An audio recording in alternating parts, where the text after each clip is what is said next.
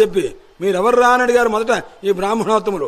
అడిగితే నవయం కవయ న తార్కికా నచ వేదాంత నితాంత శారదా, మేము దాంట్లో నిపుణులు కాదమయ్యా.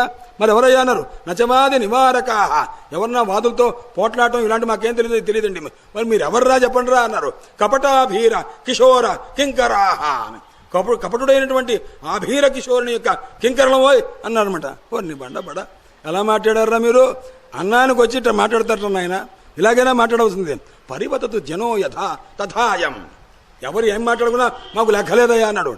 పరివతతు జనో యథా తథాయం, మాకు అవసరం లేదయ్యా అన్నారు. ఎందుకు? నన్ను ముఖరు నవయం విచారయామ, బ్రాహ్మణులు నాకు తిట్టి మాకు లక్ష్యమే లేదయ్యా అన్నారు. మరి ఎలా రా మీకు పరిస్థితి అన్నారు.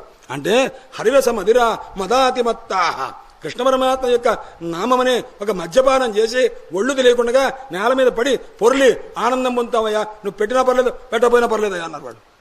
హరిరస మదిర మదాతిమత్తా భువి విలుఠామ నటామ నిర్విశామ పోవయా అని చెప్పన్నారు అని పరమాత్మ